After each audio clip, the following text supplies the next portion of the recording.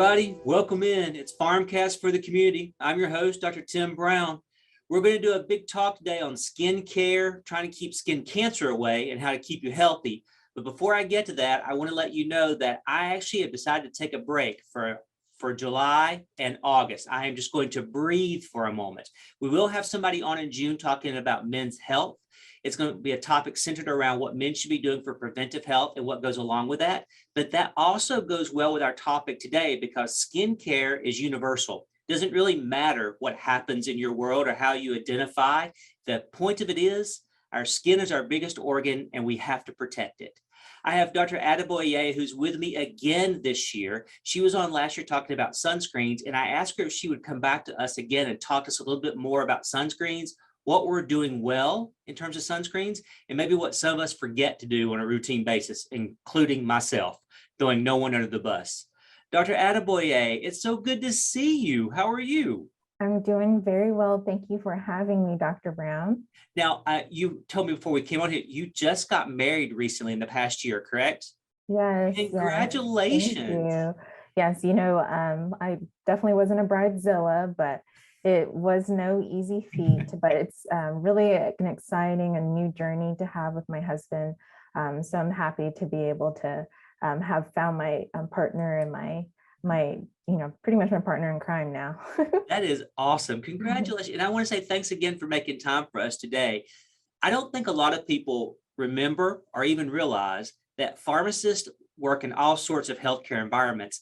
And I really wanted you to come on board because you work within a dermatology position, right? Can you explain a little bit about what your role is and what you do within your practice with your colleagues?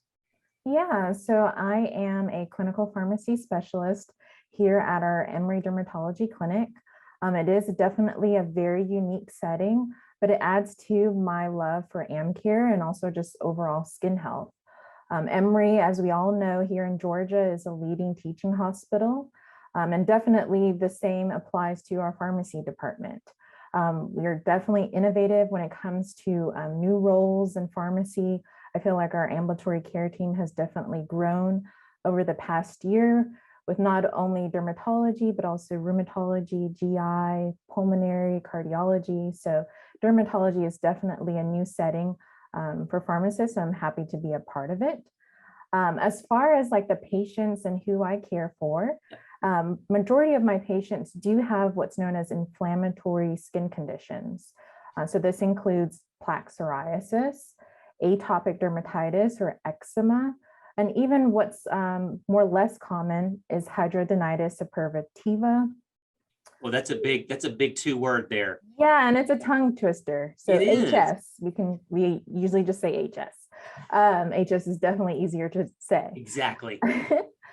These patients are actually prescribed what's known as specialty medications. So definitely high cost medications.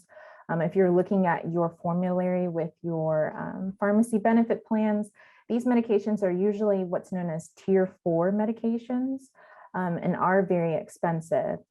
You often see them advertised on TV, known as Humira, Cosentyx, also Tremfya, just to say a few. They treat all of these complex chronic skin conditions and definitely require a great degree of patient education. So definitely a big role for pharmacists. Yeah, so you play a significant role in what we'll call high-end medications for those people who have autoimmune diseases. And I know there are people out there going, yep, I know exactly what she's talking about. I also want to go back and say, you graduated with your doctorate in pharmacy from Emory as well. And even though we're UGA College of Pharmacy, here we are collaborating because I know you also take our students on rotation from University of Georgia, as well as Emory students and other folks.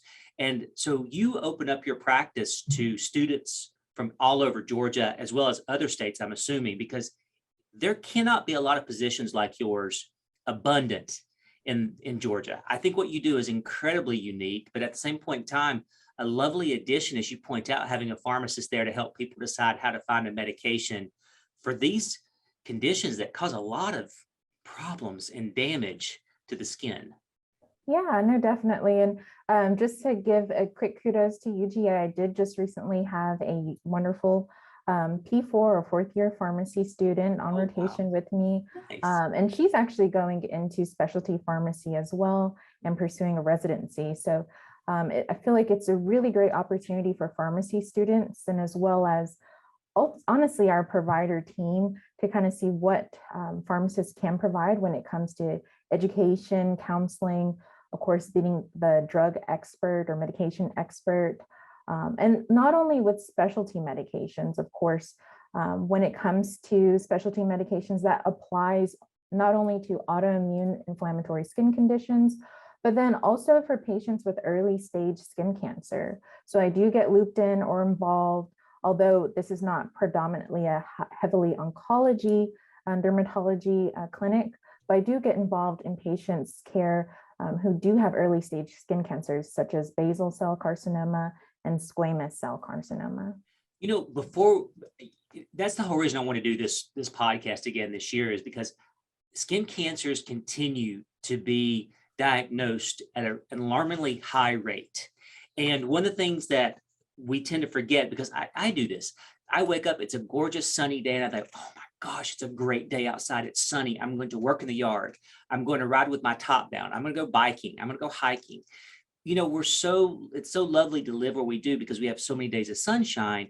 But I have to ask, you know, because of me being blonde, redhead, light-eyed, I feel like I burn more easily.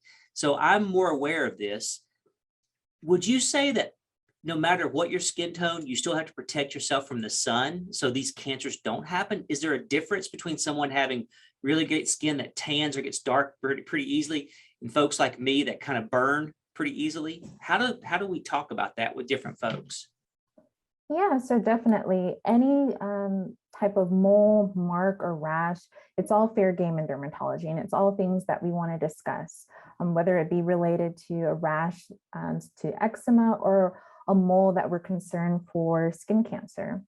So when it comes to skin cancer and suspicion for skin cancer, it applies to everyone. So not just someone who's fair skinned, but someone who's maybe darker skinned like myself. So as patients get involved or seek care with a dermatologist, I always say it's very important to make sure that we're pursuing skin cancer screening techniques. And so even if you don't have a family history or maybe have an individual risk for skin cancer, I always say just establish that relationship with your provider so they too can determine what those risks are. The risks include being fair skin, blue eyes, red hair, maybe skin that burns easily, or maybe you had heavy sun exposure early on, and maybe had a lot of sunburns, you know, when you're even less than 18 years of age, and even have a history of like those heavy blistering sunburns. And then additionally, of course, the family history. So definitely, if you have any of those risk factors, please seek the care of a dermatologist. It's not just about, you know, of course, looking cute and maybe making sure our skin is clear, but of course, making sure we understand our risk for skin cancer. You know, you mentioned, and I want to go, so even no one should be exempt from seeing their provider and getting their skin looked at, or a dermatologist, somebody who works in dermatology at least once a year, right? For an over the body kind of scan. Is that fair? That, you know, I know it sounds kind of crazy. Somebody's just going to look you over like left and right, but they're looking for those weird marks you were talking about, correct? Right. So I always say, you know, when you're establishing care with a dermatologist, try and seek someone that maybe you feel comfortable with. So if it's whether a male patient seeking out a male dermatologist, or a female patient seeking out a female dermatologist, because when it does come to a full skin exam, they are looking for not only those obvious places, but some of those harder to reach and less visible spots. I can, you know, there's countless times where I've had patients have different moles or marks when it comes to the scalp or some of those private regions, of course, and you want to feel comfortable with a dermatologist looking at those areas. Even like your back or the back of your legs. I mean, it's hard to see like all of it. Even if you're looking in the mirror, it's even hard to see. As I mentioned, I'm fair skinned, so having my shirt off the fact of the matter is I can't see my lower back to do a self skin exam. So I tend to go every year because I'm afraid I'm going to miss something. Right. So I definitely agree. The American Cancer Society and also the Skin Cancer Foundation suggest also to seek an annual skin exam every year. But in addition to that, I know you mentioned like the back and some of those harder to reach areas. Try and also do your own monthly skin screening. So what that looks like is basically you go to make sure you're in a well-lit area, so not in a dark room, also being in front of a full-length mirror, and also using a handheld mirror. So not even just checking out what we look like on a day-to-day, but also moving that mirror around, trying to see if are there any spots behind my ear, in the back of my neck, any of those hard to reach areas.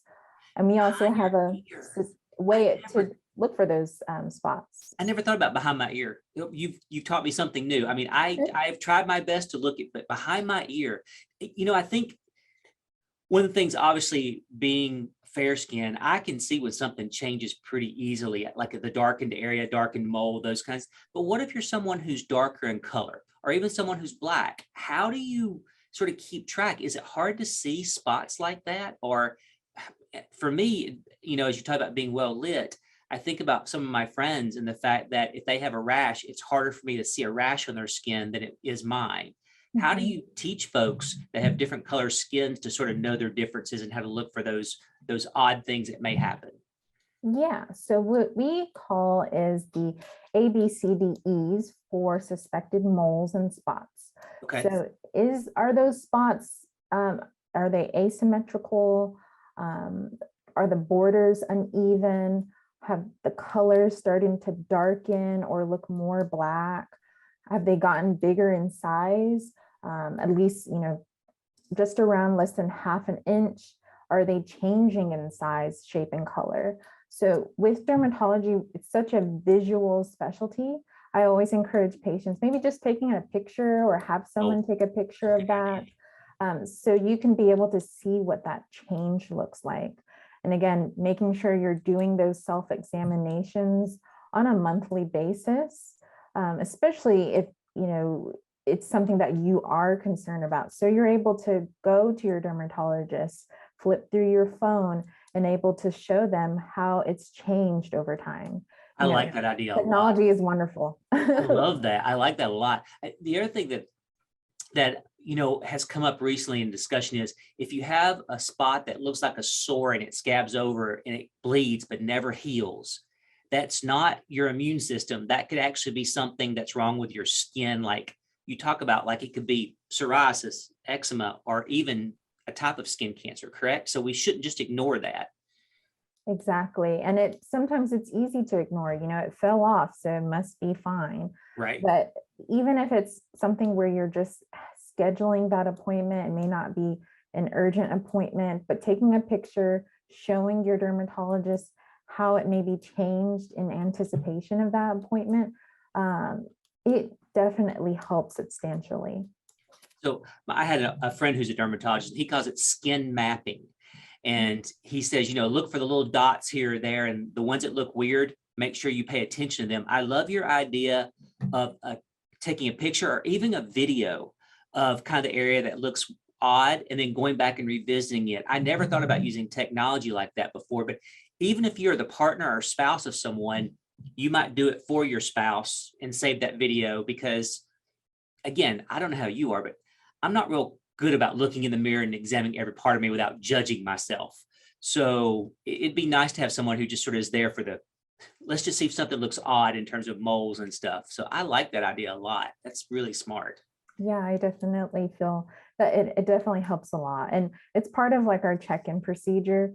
Any thing that's questionable or you're not sure about, it really does help to upload those photos into your chart, sending a communication message with those photos, which of course are secure, but it helps the dermatologist have some guidance to determine what's urgent, maybe not so urgent, and maybe an agent that can just be prescribed in the meantime. That's a great idea. I think the other thing, sometimes with dermatology, people are like, well, I don't want to go to a specialist. even if it looks weird, mention it to your primary care provider so they can put eyes on it as well. And then they will tell you what looks kind of scary and what looks to be okay. I found that working in primary care for the years I did, that somebody would come in and go, what is this rash? And you're like, I have no idea. All rashes look the same. Yes. See what's going on. But a dermatologist may see something that those in primary care don't see. So I love that concept of making sure you show folks along the way. So you don't have to wait for that annual skin check with your dermatologist. We've mentioned cancer several times. In skin cancer, I don't want to make it so simple, but I'm going to. There's a good cancer and a bad cancer. And I know cancer is really good, but you know what I'm saying? Can you talk about the types of skin cancer? Because I think people just sort of group them all together and go, oh, it was skin cancer, but that's not true. It's not one big category. There are some subtleties in this. Right. No, there are some subtleties and there are some differences. And like we kind of were alluding to in the importance of this discussion today, skin cancer is actually the most common form of cancer in the United States. So there's millions of patients that are affected by skin cancer, but it is divided into various groups. Basal cell carcinoma and squamous cell carcinoma. Those are all cancers or skin cancers that we call non-melanoma skin cancers. And they're very easily treated if they're detected early. So definitely the importance of screening and doing those annual exams and monthly self-checkups. When it comes to what's more severe or scarier, would be melanoma. That's the most serious form of skin cancer. And that affects about 1% of all patients with skin cancer. But like I said, it is unfortunately the most deadly. So again, going back to the reason why we need to perform those annual checks. Can you tell, as we talk about squamous cell and basal, those are cancers that if you catch them early, basically they just cut them off the skin. There's not a lot of drugs you have to do. It's not a procedure that everybody goes, oh yeah, I want to do that, but it's pretty straightforward. If you see a weird mole or something that doesn't look right, can you tell if it's basal or squamous versus melanoma? I mean, is there a difference in the way it presents on the body? Yeah, so the basal cell and squamous cell carcinomas are definitely more localized. They're easier to treat, whether it be using just definitely excising or removing them off or freezing them off, cutting them off, or prescribing a certain cream or topical to treat them. However, when it comes to melanoma, that's typically when the cancer has unfortunately started to spread. So it did originate as probably like a small or a basal cell or squamous cell, but then it has unfortunately begun to spread. And we all know once the cancer has spread, it's definitely harder to treat. And usually the survival rate is not the best. So again, just another reason why, even though we all love being in the sun, myself included, always making sure to keep up with those annual skin checks, because if it's something that we can avoid and easily, like you said, cut it off, why not? Right. Well, I think a lot of people go, oh, it looks weird, but they say this one's not really a problem. But your point is, if it doesn't get looked at when it's a basal or a squamous, it could progress and become something else. It's not like, I think a lot of people just sort of go, oh, those aren't important. That cancer's not going to kill me. I'll get to it when I get to it. And it sounds like maybe we should put more emphasis on let's get to it sooner rather than later. Yeah. I think you bring up a really good point about being safe that's out there. And, melanoma being I hate to use the word good and bad cancer. Let's just say melanoma is the cancer where people don't survive as easily. If there's a higher rate of having some complications and problems. But no matter which one we talk about, it all comes from us being exposed to the sun, right? And as I said earlier, I lived in Ohio for 26 years. We had the sun probably 3 days.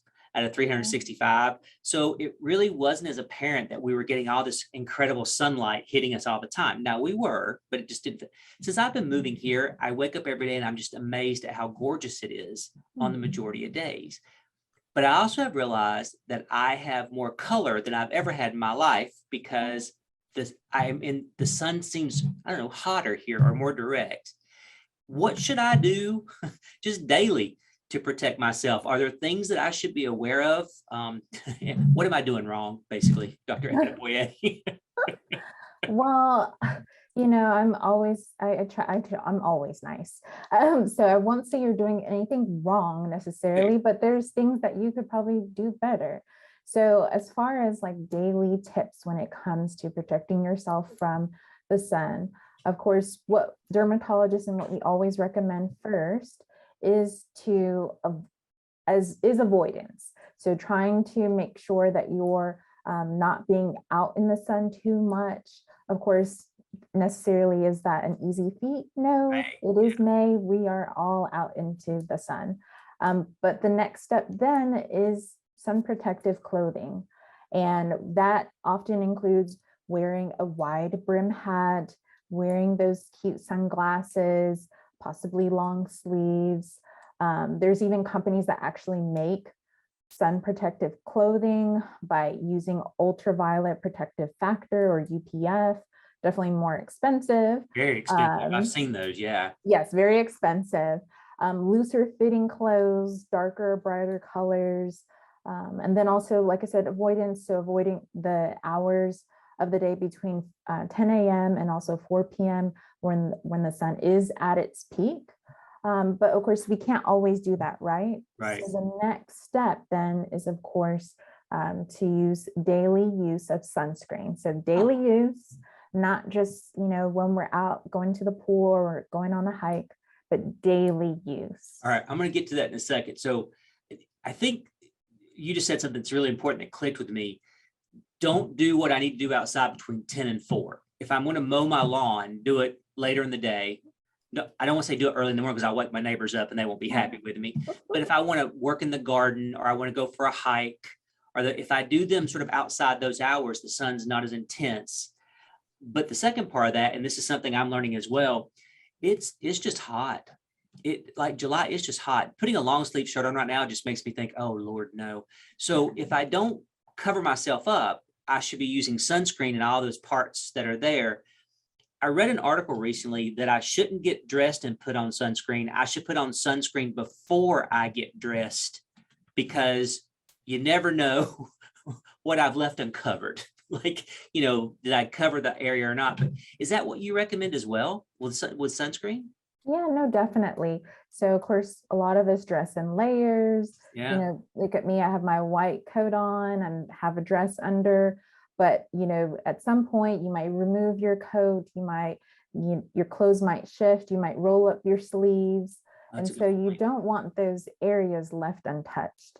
Got it. So what we always recommend first, so you're getting ready, getting out the shower, going about your day, what you want to then include is sunscreen use before putting on your clothes and making sure that you're using the adequate amount of sunscreen.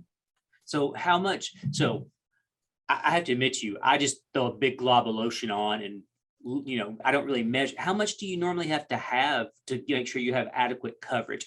And we'll get to the numbers in a second, because I know that's important, but like how much should one use to make sure you've covered your body in sunscreen before you get dressed?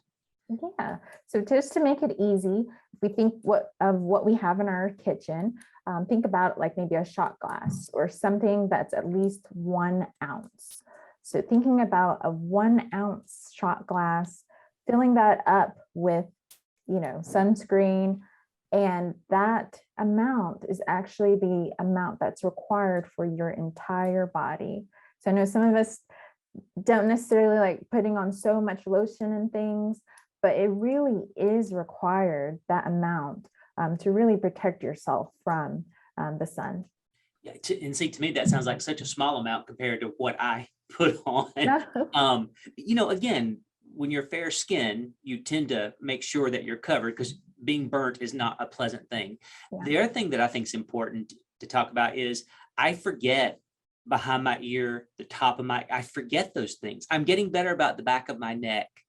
The other thing that I forget is my feet. Like if I'm wearing flip-flops or slides or things like that, I don't know, do people still wear flip-flops? When you're wearing slides, those things, you should be doing like your feet as well and the tops of your hands. I think folks forget to do stuff like that.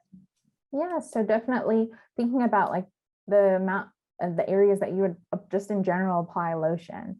So when you're applying lotion, you apply it to every and all parts of your body, both the face and also the body.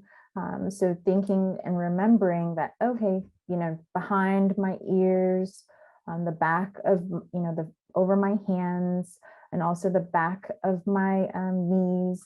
Those are all hard to reach areas, and areas that we tend to see actually some of those early stage skin cancers, because like you said, they're hard to remember. But this is why we're here, definitely talking about it and having that discussion. Yeah, I have to admit, I'm better when I'm on vacation or I'm going skiing or I'm going to go for a hike. I kind of focus, okay, I'm going to be outdoors for a couple hours. I don't think about this as much when I'm getting ready daily, or if I'm going to do lawn work, for example, because I know, like, I'm not dressed up. I'm not thinking about it. It's not an activity that I'm planning. It's just a chore that I have to do. One of the things that I think confuses me, and it still does, I walk down this big long aisle at any given store and there's just sunscreen products galore. I mean, insane amount of sunscreens. There are some that are for daily use, right? It's not like, I know there's some that are very specific about, going to the beach or hiking, but there are just skin products in the skincare aisle that have sunscreen in them, correct? Yes. And I feel like, the skincare industry has really exploded when it comes to the amount of products that are marketed to us. So definitely, like you said, it can be confusing to figure out which ones to pick when we are going down our skincare aisle. So, but all sunscreens are definitely not created equal. You want to have somewhat of a checklist in your mind when you are shopping. I'm always good with a checklist that usually helps me get things done. Me too. Yeah, definitely. Me too. And so what we want to look for, are those key terms that you'll see on the labeling. So you'll probably see the first thing that you'll see is UVA and also UVB. Those are basically the two ultraviolet rays that we want to prevent or block when it comes to the sun. And so with UVA, that's the most predominant ray when it comes to sun exposure, and UVB, it's the most one that is attributed to like our melanomas, again, like the more serious and severe form of skin cancer. So looking for something that says that is first broad spectrum. So if it has broad spectrum on it, it's supposed to block both of those rays, A and B, right? So I need broad spectrum to get a full complement for my skin. Good. Okay, what else? And then first you'll see the broad spectrum, make sure it blocks UVA and UVB. Then you'll see some numbers there. And we want to be able to make sure we know what those numbers mean. You'll see a term that says SPF, or sun protection factor. That's broken down into different categories. You'll see categories when it comes to low sun SPF, so 6 to 10. Then you'll see medium, 15 to 25. And then you'll see high, 30 to 50, and then you'll see very high, greater than 50, and at most 100. And as far as the American Academy of Dermatology, what we recommend is that we want daily use of a sunscreen with at least SPF 30. Okay, so on my bottle, I should be looking for broad spectrum. And if I'm using I should have one for my face and one for my body, right? I mean, I know we guys like to have everything in one bottle, my conditioner, my shampoo, but really, truthfully, you need a face lotion and a body lotion. They should be broad spectrum and an SPF of at least 30. Is that true for all skin tones and colors? Or can I get away with less than that if I'm someone who doesn't burn easily? Yes, so it actually is true for all skin tones and colors. It must include an SPF of at least 30 and also broad spectrum. So what does that 30 mean? Like that's what it seems so nebulous. Like what is 15 and 30 and 45 and 100 just sounds like I'm going to be pale as a ghost while I even walk outside in the sun kind of thing. How do these numbers work? What does it mean? Definitely. So like, again, we're probably like, where are these numbers coming from? Are we just slapping on a 30 or are we slapping on 100? So SPF 30 actually means that when we apply a sunscreen of at least SPF 30, it will take you 30 times longer to burn than actually if you had no sunscreen, right? Okay. So does that mean if I slap on 100, it's 100 times greater? So that sounds like it's even like triple, right? The 30 is that's not how it works though, is it? Yeah, so it would make sense that you actually, maybe I should put on SPF 100. So it's 100 times greater than when I would have sunscreen, no sunscreen at all. But actually it is further broken down again. So SPF 30 blocks out at least 97% of the sun's rays. Okay. And then as we increase it, an SPF of 50 blocks out then 98%. And then an SPF of 100 blocks out 99%. And there's actually no sunscreen available that can filter out 100%. So you see, there's really no difference between SPF 30. So don't spend the extra $50 for a sunscreen of 100 when sunscreen SPF 30 broad spectrum is going to get the job done. Exactly. So if you see that big price jump from SPF 30 to SPF 100, don't spend that extra money. Make sure that it's at least SPF 30 and broad spectrum. I think to me, I learned a long time ago that I was doing 15 for a long time, and I moved up to 30 when I moved here. And I've been doing the 30, and I found a lot of products. To your point, it was overwhelming. I went searching for one, and there are a lot of brand name products, and then there's some generic versions that are made by the stores. I think you look at CVS, Walmart, Walgreens, they have their own generics. I have found the generics to be as good as the brand, but sometimes I don't like the consistency or smell. So people just kind of have to experiment. But man, I will tell you, I spent probably 30 minutes in that aisle trying to figure out what to buy. And then secondly, when I look at the price tag, I'm like, $24. Surely there's something that's not $24. So I think, this can be really pricey if people don't shop around. No, definitely it gets very expensive. And like you said, there's so many different forms, whether it be sprays, gels, or lotions. But it's just so important just having that education and knowing what's actually going to provide the most protection for you. That's a good point. You bring up sprays. I have to tell you a story.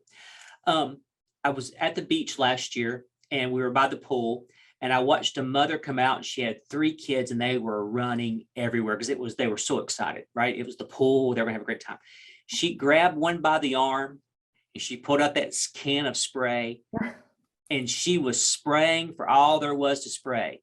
But as I sat there watching, I realized that half of what she was spraying was disappearing into the wind.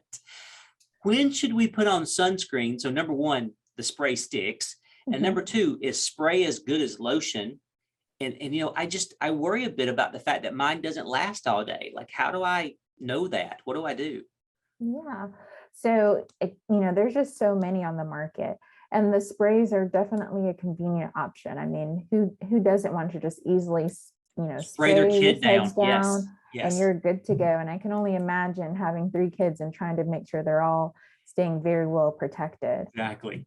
But the thing is, when you actually go back to when we mentioned about an ounce of sunscreen, it's really hard to determine if we're actually using an ounce of sunscreen when we're using a spray. So even though we're spraying ourselves down, we may not actually be getting the recommended amount of sunscreen being applied. You make a good point. When we put the sunscreen on, is it one and done? Not quite. So we do have to reapply it. Oh. And it is recommended to reapply at least every 2 hours. Okay. So does it take a little while for the sunscreen to start doing its job? Like if I go sit by the pool, pull my beach bag out, and I choose not to spray myself. I'm going to do the lotion because I think I can get more on. Does it start working immediately, blocking those rays? That just sounds like a lot to ask for something that I immediately put on and it starts to work. Or is there a lag time? Yeah, no, it definitely takes some time. I'm pretty sure we all wish that we can just rub it on and we're good to go, especially with all of our day-to-days just getting so busy. Yeah. But it does need to bind to the skin. So we want to allow that absorption to occur. And that does take at least 30 minutes. Oh. So thinking about how, we all are in the kitchen, how we always want our food to be nice and tasty. We need time for that food to marinate. So we definitely want the time for our sunscreen to bind to our skin, quote unquote, marinate. So it is working to its best ability. So apply before I go out, give myself 30 minutes. If I spray, make sure I spray in a ventilated area, but doesn't have wind blowing the spray around everywhere. And I read, and I'm laughing at your marinade, but with spray, you should put on 2 coats is what my dad would say. We're going to spray 2 coats on, right? If only, yes. Well, probably way more than 2 coats. You'll be there for a while to get to 1 ounce. Yeah. See, I don't think people realize the sprays are so convenient, but you may save more time just doing the lotion and being done with it. Although, to be fair to parents, I watched this poor parent wrangle those 3 kids and try to get spray on them versus lotion. I'm not so sure their day would have been gone by the time she got lotion on all 3 of them. So 30 minutes, broad spectrum, looking for SPF of at least 30. You have to reapply every 2 hours. But that does lead to the question about swimming in the pool, like these kids. So they get there at 10 a.m. We lather them up. We let them run free. Mm-hmm. You talked about reapplying. Do I pull them back out at 2 hours to do that, even if they're swimming? What do I do if they're doing stuff like that? Yeah. So just like how we wanted the time for our sunscreen to marinate or bind to the skin. Yeah. Once we get exposed to water, guess what happens? Some of that sunscreen does come off. Okay. And so that traditional time of reapplying every 2 hours is unfortunately decreased. And so at that point, you want to look for sunscreen that says things like water resistant. And so that would give us more instruction as far as when to reapply, because you actually have to reapply if you've been exposed to water or have been out sweating for 40 minutes. And then if it says very water resistant, then that time can be extended to 80 minutes. 80 minutes. Okay, so hold on. So I need broad spectrum, SPF of 30 at least. I need to make sure I give myself 30 minutes before I go out. And now, if I'm going to be active or in the water, I should be looking for the very water resistant on the packaging, just to give myself the most time without having to slather back up again. Exactly. You stop and think about that. I have to admit, I don't think I routinely stop when I'm doing chores outside or I'm on vacation to reapply my sunscreen. I don't think I watch the clock close enough to know 40 minutes and 80 minutes. Certainly not when I'm hiking and sweating. I don't think about that. That's a big ask for folks to remember that. Is it okay if they just reapply it to the exposed areas? So in other words, not all over their body, they could just put it back on their arms or the top of their head and their ears if they're hiking, for example. Is that fair for reapplying? Yeah, no, that's definitely fair game. And definitely making sure it's part of like your checklist when you are going outside and hiking. So naturally, like how we want to make sure we are not outside and getting thirsty, or we're making sure we have our water bottle, go ahead and grab your sunscreen as well. So even if you're not quite sure, you can't really remember when you last reapplied, you can just go ahead and slather some on when you do remember. That's a good point. I'm laughing at myself. About 2 weekends ago, I was working on my patio, getting everything ready for the spring. And I have to admit you, 4 o'clock rolled around and I realized I'd been going since 10 a.m. and not once that I had stopped to reapply. And I realized that, yes, I was a little toasty from the sun that day.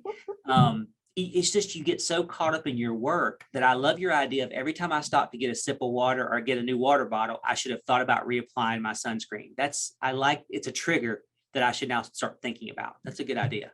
Yeah, I think I read somewhere where the best habits are ones that you can surround with another activity. Yeah, So I love and encourage for patients to, if you are, like you said, getting a sip of water, maybe have that sunscreen around the corner or an easy distance, just to give you that signal to be like, hey, did I apply? Did I not apply? no, I think that's really smart. Even if I'm wearing clothing and a hat and everything else, that gives me a moment to breathe from whatever I've been doing. And then secondly, it puts it with something I need to do anyway, which is hydrate myself, drinking water and such. But I'll tell you one of my other bad habits. It's really horrible. I buy sunscreen and I put them aside and I have them. And I just use them until the bottle is empty. I don't really think about how long I've had them. Do these things stop working after a period of time? Do I need to worry about an expiration date on sunscreen? Yes, so there is an expiration date. The makeup does start to break down, and we always say from the time that you actually purchase the sunscreen, it has an expiration of 3 years. So even if it's something where you just mark on the bottle that you purchased, getting that Sharpie out and actually writing 3 years to the date, I actually do this. You're better than me. I've never thought about this. Okay. All right, good. And just to give you that signal, because I can't tell you how many sunscreen bottles I purchased, and I have them in all different areas of the house. Me too. In our kind of mudroom area, in the bedroom area, in the bathroom area. So you can kind of forget when you actually bought them and when they actually do expire. So honestly, if you're not sure at all, please discard them. And then when you do purchase a new bottle, it does expire within the next 3 years. 3 years. Yeah, because I have what I call my vacation pack that I sort of keep with my luggage. So when I'm traveling, and I have to admit, there are bottles in there that I know I bought more than 3 years ago, because the face one, for example, I don't use enough of it to go through it quickly. And then secondly, I don't necessarily lay in the sun because of what we just talked about. It's just not something I enjoy. So I don't think about it, but I love that idea of a Sharpie on it, so I don't have to rely on my old memory to remember when I picked that up. Earlier I talked about kids and going through, and I really should have asked you this question then. I simply forgot. When is it safe to start putting sunscreen on little ones? I mean, as an adult or your kids that are running around outside riding their bikes, it's kind of a no-brainer. But what about little? Do I start doing it as soon as they're born? And, it's coming up here. People are going to be at picnics and graduations and Mother's Day and Father's Day and all those great things. When do you start making sure that the little ones are covered up? At what age? Yeah. So as it can, it's easy to think that we want to protect our kids and want to make sure that they are not exposed to the sun and could, get an awful burn. But it's recommended not to apply sunscreen until the child is at least 6 months of age. Okay. If younger, what we encourage and recommend is to more so either avoid or have sun protective clothing. So when it comes to looser fitting clothes, darker or brighter clothes, having your baby wear that cute wide brim hat, and even sunglasses too. Those are all measures that can be used if younger than 6 months of age. But once you're 6 months, feel free to definitely make sure that your child is using the appropriate sunscreen of at least SPF 30. Okay. And can little babies use adult sunscreens? I know there's no such thing as an adult sunscreen, but I see so many products that are geared towards, babies, and they're colorful and it attracts your eye. It's almost like a marketing campaign, but is it okay if I just use regular banana boat for someone who's 6 months of age? Yeah, so as long as it's SPF 30. Now, what you might then see is like, the ones that say baby formulations might be at least lighter in texture when applying, and that might be easier when applying it to your child's skin. But as long as it's broad spectrum, SPF 30, and of course, all the tips that we talked about, either water resistant or very water resistance, that is what's more important, as opposed to maybe buying a more expensive, like baby formulation of sunscreen. I think that's a good point too. Also, if you buy the baby formulation and you like it, you can use it for yourself as well. These are interchangeable. There's not an age issue. I think a lot of people get caught up in, oh, that's the baby sunscreen because it says, baby fresh or something on it. I don't want people spending a lot of money, but I want them to use sunscreen. Wow, we've covered a lot. So basically, when I walk down the aisle, I need SPF of 30, broad spectrum. I'd like something that is very water resistant because I want to do 80 minutes if I'm in the water sweating. And I should make sure I cover all the areas that are exposed, but even more if I just do it before I even get dressed in the morning. And if I have a little one 6 months of age or older, I can use sunscreen on them. Otherwise, cover them up the other way. Anything else you can think of sunscreen wise that would be a tip for folks out there? And folks like me who forget things. Oh yeah, throw my sunscreen away at 3 years. That's an important thing. But yeah, what else? Well, and then I think we kind of touched on some things like, even though we're not necessarily going outside, headed to the pool, just think about little things where, if you're on your drive to work or you have a long commute, think about the amount of sun that you actually experience when you're actually driving down on the highway. Those are all aspects of our daily lives that necessitate use of sunscreen. So it's not just an outdoor fun summer activity, but it's a daily activity that we can kind of build in with our routine. I feel like we all have such elaborate skincare regimens. So let's make sure we add that to it. Yeah, I agree with you. I think I have to admit, I do watch TikTok every now and then. And I love it when the comments like, give us the skincare routine. And the person then shows them and there's 9 products in front of them. I'm like, holy cow, I can barely get out of the house in an hour in the morning to get to work. If I added 9 products, I'd have to start getting ready the night before to get out. So I love your idea of making something simple as a habit, such as my sunscreen and my lotion and my skincare, kind of making it one product that I like. That way, I get a lot of stuff done with that one product. I like that. Yeah, exactly. If we can make it multi-use, why not? Yeah, I agree. Are there any tips? I always ask folks that are on, this, I always say, listen, we're going to tie this up. Are there 3 or 4 pearls that you want to leave our listening audience with when it comes to sunscreen, skin cancer, then also keeping good care of your skin? Like, making sure you take care of yourself. Because again, the skin is the biggest organ we have. And I think you said this earlier, skin cancer is the #1 cancer in America. So what can we leave these folks with? A bit of knowledge. Yeah. So when we talk about clinical pearls, I think as pharmacists, we love clinical pearls, but the biggest takeaways I would love for our audience to have is that sunscreen is for everyone. So not just fair skinned, but then also a darker skinned person like myself. And then also making sure that we choose the right sunscreen. So broad spectrum and SPF 30. If you think you're going to be getting sweaty and you might get some water on your skin, making sure it's water resistant, very water resistant. And just why are we doing this? So I know we talked about our elaborate skincare regimens, but what's probably one of the most important products of our skincare regimen is our sunscreen. And because ultimately what we want to do is reduce our risk for skin damage, even wrinkles or early aging. True. And also, of course, ultimately skin cancer. If we can prevent it, why not? Yeah, I agree. And then I think, just to tack one on, making sure that someone's looking at your skin every month and that a healthcare professional is looking at it at least every year. Yes. So, we all do this. Same with, brushing our teeth and flossing. I don't know about you guys, but I try to floss, but I sometimes miss a day here and there. I would bet I miss sunscreen here or there too on days I shouldn't. So having that checkup to keep me on track is a great idea. Yeah. As always, it's so lovely to see you. You bring us such great information. Thank you again for having me. I love when we're able to sit down and talk about sunscreen and how we can prevent skin cancer. It's my day-to-day, so it's nice to bring that out to our local community. Thank you again. This is Dr. Adeboye. See, I got so caught up.